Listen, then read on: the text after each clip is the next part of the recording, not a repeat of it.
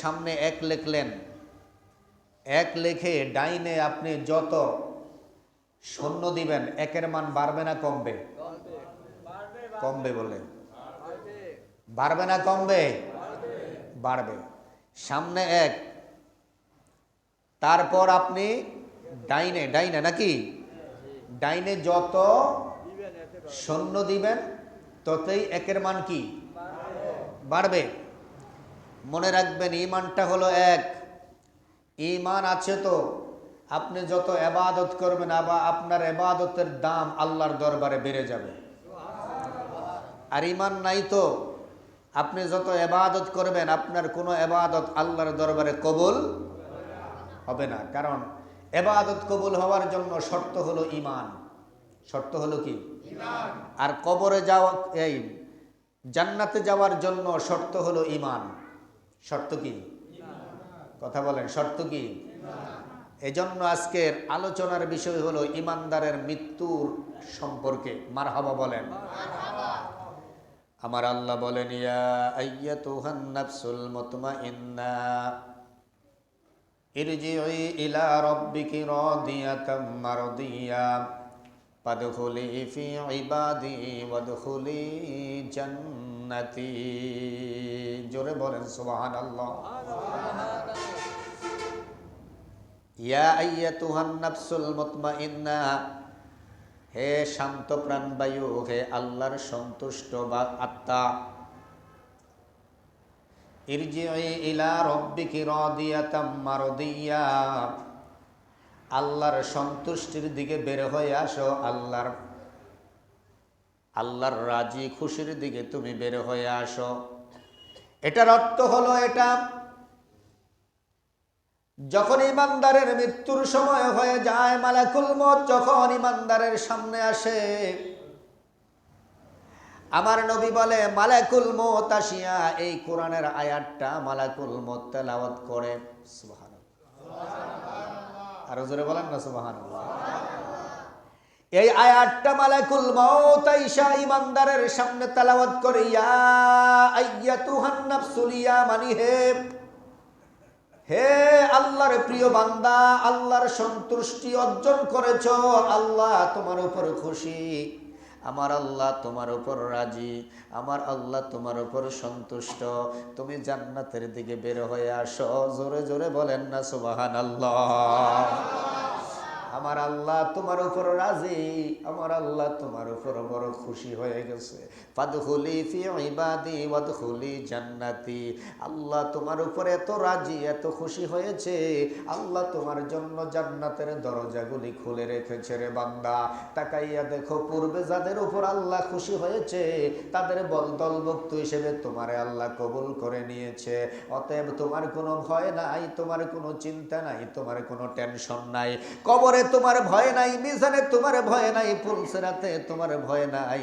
আল্লাহ তোমার উপর রাজি, সন্তুষ্ট হয়ে আছে। অতএব তুমি বের হয়ে আসো, তুমি তোমার চিন্তার কোনো কারণ নাই। এজন্য আমরা মাঝে মাঝে দেখি রে বাবা, কোনো মানুষ মরণের আগে মুস্কি একটা হাসি দিয়া মরে যায়, ঠিক কি না? মুস্কি একটা হাসি দিয়া মরে যায়। মরার কথা বললে তো আরো অনেক দূরে যেতে হবে, কারণ মুসলমান ঈমানদারের কোনো মরণ নাই। সুবহানাল্লাহ। ওরে তারে মাটিয়ে খায় না, জমে অসুই না গো আল্লাহর প্রেমিক যেই জনা, তারে মাটিয়ে খায় না, জমে অসুই না গো নবীর প্রেমিক যেই জনা। লোকের চোখে ফাঁকি দিয়া সে যে, লোকের চোখে ফাঁকি দিয়া মরণেরই বাব দেখায় আল্লাহর ওলি যেই জনা, ঠিক কিনা? ওরে সত্য যদি ওলি মরিত, খোদার কসম তারে তবে মাটিয়ে খাইতো। সম্মান কেহ না করিত, যাইতো না কেউ রওয়া যায় আল্লাহর ওলি যে যেই জনা, তারে মাটিয়ে খায় না, জমে অসই না গয় আল্লাহ বন্ধু যেই জনা। প্রশ্ন হবে, হুজুর কেন ওলি বললেন, কেন বন্ধু বললেন?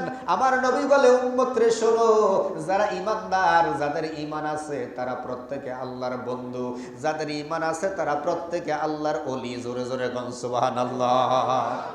ইমানদার প্রত্যেকটা লোক কার বন্ধু? একটু জবান খুলে বলেন, কার বন্ধু? আল্লাহর বন্ধু। প্রত্যেকটা লোক আল্লাহর ওলি। সুবহানাল্লাহ।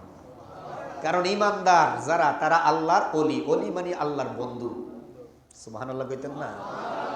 এখন বলেন, আমরা কি ইমানদার হয়ে মরতে চাই না কোনো বেঈমান হয়ে মরতে চাই? ইমানদার হয়ে মরতে চাইলে ইমানটা লাগবে মজবুত। ইমানটা লাগবে কি? জবান খুলে বলি, ইমানটা লাগবে কি? ইমানটা মজবুত লাগবে। কেমন? আজকে ইমানের বাজারে তো আগুন লেগে গেছে, কথা কয় না? ইমান চোর বের হয়ে গেছে, ইমান চোর। আগে মানুষ চুরি করত, টাকা চুরি করত, স্বর্ণ গয়না চুরি করত, এখন মানুষ ইমান চুরি করে। ইমান। আগে মানুষ ডাকাতি করত, মানুষের ঘরে স্বর্ণ অলংকার টাকা পয়সা নিয়ে যেত। এখন আলেম নামে কিছু ডাকাত বের হয়েছে, কিছু চোর বের হয়েছে, যারা মানুষের ইমান চুরি করে, ইমান লুণ্ঠন করে। এরা হচ্ছে চোরের চাইতো, টাকা পয়সা চুরির চাইতো, স্বর্ণ অলংকার চুরির চাইতো আরো বড় চোর। এরা হচ্ছে ইমান চোর। কথা বলেন ঠিক কিনা? কেমন ভাবে ইমান চুরি করে? মানুষকে আজকে ইমান থেকে দূরে সরিয়ে ফেলছে। হুজুর ইমানটা কি? সাহাবায়ে কেরাম প্রশ্ন করলেন, হুজুর ইমানটা কি? হুজুর বললেন, হুব্বুর রাসূল মিনাল ঈমান। আর হুজুরে বলেন না সুবহানাল্লাহ। হুজুর বলেন, হুব্বুর রাসূল মিনাল ঈমান। ঈমান হচ্ছে আমি নবীর প্রতি ভালোবাসা, আমি নবীর মহব্বত, আমি নবীর ভালোবাসা, আমি নবীর মহব্বত। আমি নবীকে যে যত বেশি ভালোবাসবে অন্তর থেকে, দিল থেকে, সে তত বড় ঈমানদার। আজকে তো চোরেরা বলতেছে, চোরেরা ডাকাইতেরা বলতেছে, আলেম নামে ডাকায় চোর, এগুলি বলতেছে রসুলের ভালোবাসার কোনো দরকার করে তো করে। এরপর আমলের মধ্যে চুরি আরম্ভ হচ্ছে, আমলের মধ্যে। এই লাইলাতুল বরাত হুমানে পোস্ট হচ্ছে যে বরাত বলতে কিছু নাই। নাউজুবিল্লাহ কইতেন না? অথচ আপনি কি মিলাইছেন, আপনার বাপদাদা 14 গোষ্ঠী লাইলাতুল বরাত করে এসেছে। আজকে ফতুয়া দেওয়া হচ্ছে, যুবকদের ব্রেন ওয়াশ করা হচ্ছে যে মিলাদ বলতে কিছু নাই, কবর জিয়ারত বলতে কিছু নাই, দরকার নাই, নামাজের পরে মুনাজাত নাই, নফল নামাজ নাই, সুন্নাত নামাজ নাই, শুধু ফরজ আদায় করলেই চলে। নাউজুবিল্লাহ কইতেন না? আর এই চোরদের কথা শুনে শুনে আজকের যুবকের এগুলি ছেড়ে দিয়েছে।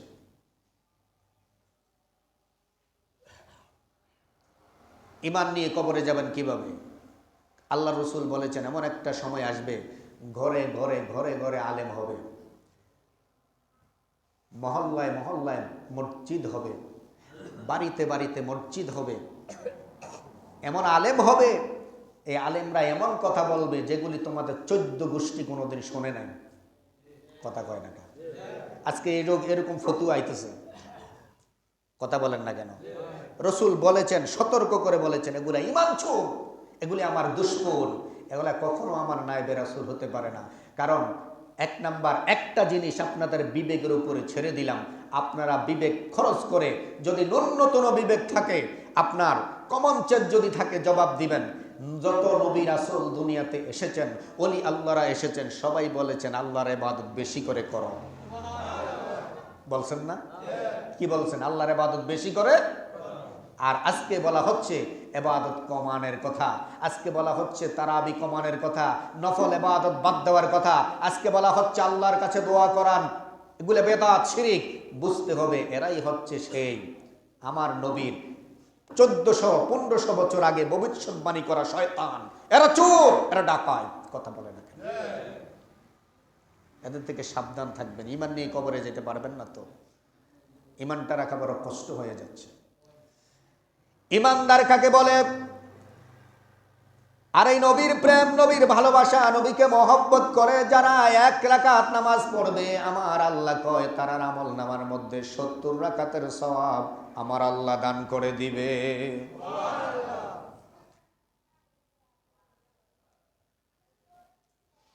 বাবা গভীর মনোযোগ, ইমানদারের কত শান দেখেন। মালিকুল মউত আসি আমার নবী কয় না না, শুধু আয়াত পড়বে না, প্রত্যেকটা ইমানদার মুসলমান ইমানদারকে, প্রত্যেকটা ইমানদারকে মালিকুল মউত আসিয়া আমার নবী কয় আমার উম্মতের আগে মালিকুল মউত সালাম দিবে। আরো জোরে, আরো জোরে। আগে আপনাদেরকে সালাম দিবে যদি ইমানদার হন, আপনাদেরকে আগে মালিকুল মউত সালাম প্রদর্শন করবে। এরপরে বলে একা নয়, আমার নবী কয় উম্মত জান্নাত রাখো, কেমন অবস্থাটা হবে শোনো। বেহেশতের থেকে 70,000 ফেরেশতা চলে আসবে, প্রত্যেকের হাতের মধ্যে এক একটা পতাকা থাকবে, প্রত্যেকের হাতের মধ্যে জান্নাতি খুশবু থাকবে। আর তোমার জন্য জান্নাত থেকে একটা পোশাক আনা হবে রে উম্মত, এমন পোশাক, এত সুন্দর পোশাক, জান্নাতি পোশাক তোমার জন্য আনা হবে।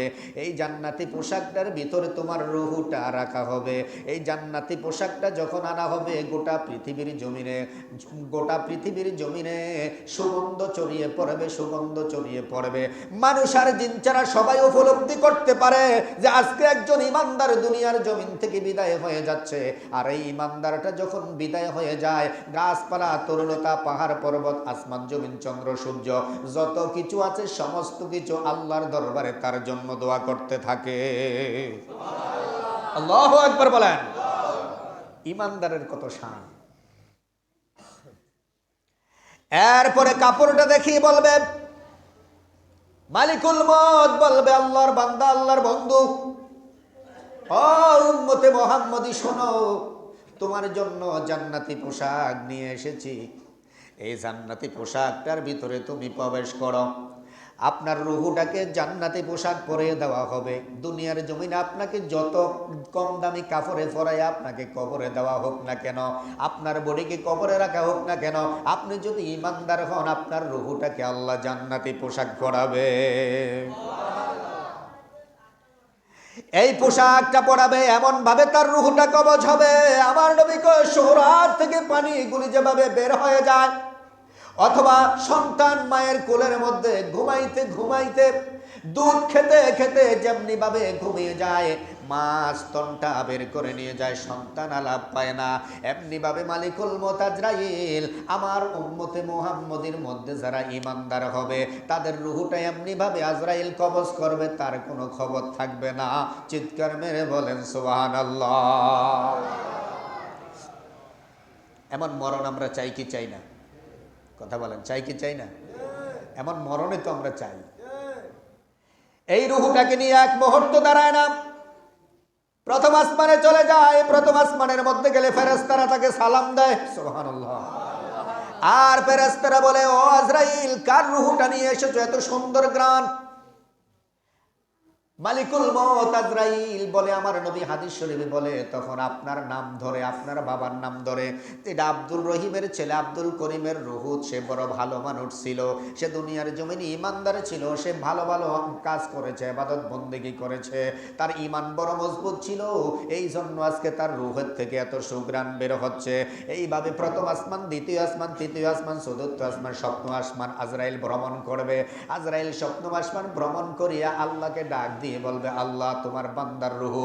আমার আল্লাহ বলে, যাও আমার বান্দাকে শুধু এখানে না, যেই জান্নাতটা আমি আমার বান্দার জন্য রেডি করে রেখেছিলাম, ওই জান্নাতটা একটু ভ্রমণ করাইয়া আমার বান্দারে নিয়ে আসো।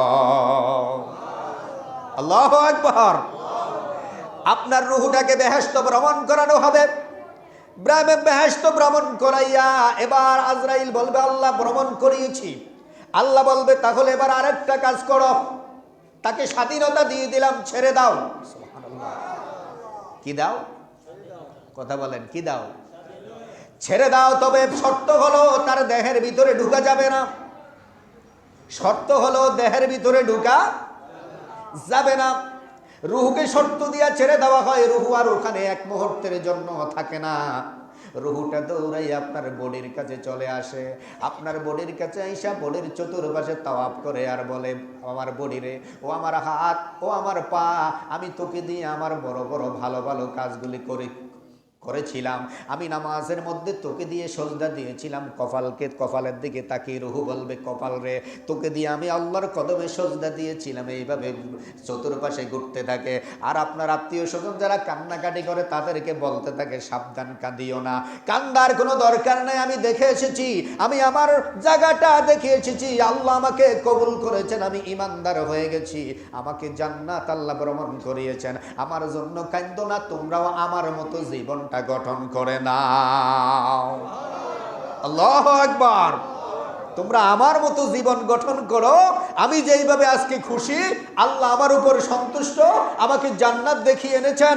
দেখো, তোমরা আমার জন্য হাজীগঞ্জ বাজার থেকে কম দামি কাপড় এনে আমার বডিটাকে পরিয়েছো, আর আমি জান্নাতি পোশাক পরে এই দুনিয়ার জমিনে আমার বডির পাশে চলাফেরা করতেছি। এই হচ্ছে ইমানদার। এই হচ্ছে কি? ওই যে একটু আগে বললাম, ইমানদারের কোনো মরণ, ইমানদারের মরণ আছে নাকি? ইমানদারের মরণ নাই, চিন্তাও কিসের চিন্তা? ইমানদারের জন্য আছে কে? ইমানদারের জন্য আছে আমার নবী, আছে আমার আল্লাহ। তো আল্লাহ রসুল যেখানে ইমানদারের বন্ধু, আর সেখানে ইমানদারের কোনো অসুবিধা আছে নাকি? এজন্য ইমানটা মজবুত রাখার দরকার আসেনি। ইমান চোর বের হচ্ছে, ইমানটা মজবুত রাখবেন। বাবারে গভীর মনোযোগ, যখন আপনাকে দাফন করা হবে, আপনার বডিটাকে দাফন করা হবে, সেখানের মধ্যে কবরের মধ্যে যাওয়ার পরে এবার আল্লাহ হুকুম দিবে রুহুকে, এবার আবার তুমি বডির ভিতরে ঢুকো। আপনি কবরে চলে যাবেন, আপনার আত্মীয় স্বজন দুনিয়ার জমিনে কাঁদবে, আর আপনি যখন কবরে শুয়ে যাবেন, 40 কদম তারা আসার আগে আপনার কবরটাকে আমার আল্লাহ এত প্রশস্ত করে দিবে, এত বড় করে দিবে। আপনার ভিতরে রুহুকার যখন ঢুকে যাবে, ফেরেশতারা আপনাকে আসিয়া যখন টান দিয়া বসাবে, বসানোর পরে আপনি চতুর্দিকে নজর করবেন আর বলবেন, ফেরেশতারা রে, আমি তো ছিলাম দুনিয়ায়, এই মুহূর্তে আমি কবরে কেন চলে আসলাম? বলে হুকুম হয়ে গেছে, কবরে চলে আসছো। তাহলে আপনি বলবেন, আমি দুনিয়ার জমিনে বড় ভালো কাজ করেছিলাম, নামাজ বেশি পড়েছিলাম, আমাকে একটু লোটা দাও, 1 লোটা পানি দাও, আমাকে একটু ওজুর পানি দাও, আমি একটু ওজু করে নামাজ পড়বো। ফেরেশতারা এসে দিয়ে বলবে, আল্লাহর বান্দা, তুমি ইমানদার, তুমি নামাজিওয়ালা ছিলা, এই জন্য নামাজের জন্য পাগল ছিলা, এইখানে কবর আইসাও নামাজের জন্য তুমি পাগল হয়ে গিয়েছ।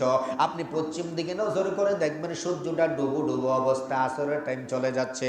আপনি বলবেন ফেরেশতাদেরকে, আমাকে পানি দাও, আমি আসরের নামাজ আদায় করব। ফেরেশতারা বলবে, না না, এটা কবর, এটা আলমে বারজুক, এটা দুনিয়া না, তোমার আর নামাজ পড়ার প্রয়োজন হবে না, যা নামাজ পড়েছ আল্লাহ তোমার উপর সন্তুষ্ট হয়েছে, এটা কবর রে বান্দা, এখানে তোমাকে উঠানো হয়েছে, বসানো হয়েছে তোমার হিসাবের জন্য। জোরে কোন সুবহানাল্লাহ। আমার আল্লাহ ডাক দিয়ে বলবে, বা ও ফেরেশতারা, আমার বান্দার হিসাব নিবি কি? আমার বান্দার হিসাবের দরকার নাই, দেখোস না আমার বান্দা কবরে আইসা আমি আল্লাহকে সিজদা দিতে চাই, আমি আল্লাহকে কতটা ভালোবেসেছে, আমার বান্দার হিসাবের কোনো দরকার নাই। মার রাব্বুকা প্রশ্ন করবি, আমার বান্দা তো আমাকে আমার জন্য ইবাদত করেছে, ওয়ামিন দিনুকা, দিনের হিসাব নিবি, আমার বান্দা তো ধর্মের উপরেই ছিল, ওয়ামিন হাজার রাসূল, আপনি তাকে দেখবেন আপনার নবী, আমার নবী আপনার কবরে হাজির হইয়া রইছে। আল্লাহু আকবার। আমার নবী মুস্কি হাসি দিয়ে বলবে, উম্মত ভয় নাই, আমি আছি তো, সুবহানাল্লাহ, আমি আছি উম্মত। ফেরেশতারা নবীর দিকে তাকিয়ে বলবে, ইয়া রাসূলুল্লাহ, আপনার উম্মত কি বলে? বলে, দেখো না আমাকে চিনতে পেরেছে। আরো জোরে কর না সুবহানাল্লাহ। এবার আপনি বলেন, এই ইমানদারের জন্য মরণ এবং কবর সহজ না কঠিন? কথা বলেন, সহজ না কঠিন? তাহলে আমরা এই জীবনটা সাজানোর দরকার আসেনি? ইবাদত কম করব না বেশি করব? ইবাদত কম হবে না বেশি হবে? কোন ফালতু মৌলবীর কথা শুনে ইবাদত কমানো যাবে না। আমাদের পূর্বপুরুষরা যেই রীতিতে নীতিতে ছিল, ওলি আল্লাহরা যেই রীতিতে নীতিতে ছিল, আমরা সেই পথেই মতে থাকতে চাই। রাজি আছেন কিনা? কথা বলেন, রাজি আছেন? মা বোনদেরকে বলছি, আগের দিনে তো এই লাইলাতুল বরাত আসলে ঘরে ঘরে ঘরে ঘরে পিন্নি পাকানো হইতো, রুটি হালুয়া পাকানো হইতো, এখন তো নাই। কথা কয় না। ফকির মিসকিনকে দেওয়া হতো এক ঘরে, আরেক ঘরকে কিন্তু আরেকজনের ঘরের থেকে আরেকজনকে ঘরে দেওয়া হতো। এগুলি ছিল, আজকে এগুলি উঠে গেছে ওই চোরদের ফতুয়ার কারণে, ওই ডাকাতদের ফতুয়ার কারণে। আজকে সব আমরা চোর ডাকাতের ভক্ত হয়ে গেছি। এগুলি বাদ দিবেন, আবার চালু করবেন। এই লাইলাতুল বারাতে হালুয়া রুটি খাবেন, এটা মুস্তাহাব, এটা ভালো। নিজে খাবেন, অন্যকে দিবেন। আল্লাহ নবী বলেছে দুইটা কাজ আমার কাছে সবচেয়ে প্রিয়, একটা হলো মেহমানদারি করা, আরেকটা হলো আল্লাহর নামাজ। মেহমানদারি করা আল্লাহর নবীর কাছে প্রিয় ছিল, সমস্ত নবীদের কাছে প্রিয় ছিল। অন্যকে খাদ্য দেওয়া সমস্ত নবীদের কাছে প্রিয় ছিল। তখন আপনার ওই চোর আইসা আপনাকে বলল যে এটি দরকার নাই, খাবারের দরকার নাই, নিজেও খাবার দরকার নাই, আর চোরের কথা শুনে আমরা সব বাদ দিয়ে দিলাম। এগুলি আবার জারি করবেন, আজকে করবেন। এরপরে মাগরিবের নামাজ পড়ে গোসল করবেন। গোসল করে পবিত্রতা অর্জন করে মসজিদে আসবেন। আমার নবী কয়, কিতাবের নাম নুজহাতুল মাজালিস, আমার নবী কয় যারা শবে বরাতের রাত্রে মাগরিবের পরে সারা রাত্র ইবাদতের নিয়তে যারা গোসল করবে, গোসল করলে যে পানিগুলা গোসলের মধ্যে ব্যবহার হচ্ছে, প্রত্যেকটা ফোঁটার পানির বিনিময়ে 700 রাকাতের সওয়াব আমল নামায় লেখা হবে। আগে এগুলি ছিল, আগে এগুলি ছিল, এখন আর এগুলি নাই। ওই চোরেরা ফতুয়া দিয়ে দিয়া এগুলি সব বাদ করে দিছে। আমরা কি চোরের পক্ষে? এই ডাকাতদের পক্ষে? আজকের থেকে আবার শুরু করবেন, গোসল করবেন মাগরিবের পরে। রোজা যারা রেখেছেন আলহামদুলিল্লাহ, ইফতার করে নামাজ পড়ে সুন্দর মতো গোসল করবেন। এরপরে বাড়িতে আজকে যদি কেউ নাও করে থাকেন, এখন যায় করবেন। সিন্নি পাকাবেন, রুটি বানাবেন, মা বোনদেরকে বলছি, নিজেরা খাবেন, ফকির মিসকিনকে দিবেন। বাড়ির পাশে, ঘরের পাশে যারা গরিব আছে, মিসকিন আছে, এদেরকে দিবেন। আল্লাহ আপনার উপর খুশি হয়ে যাবে। আল্লাহ যেন আমাদেরকে কবুল করে, প্রত্যেকে বলে আমিন। ওয়া আখিরি দাওয়ানা আলহামদুলিল্লাহি রাব্বিল আলামিন। যারা পরে আসছেন সারা কাবিলা জুমার নামাজে যায়, এটা বন্ধ করেন অবশ্যই।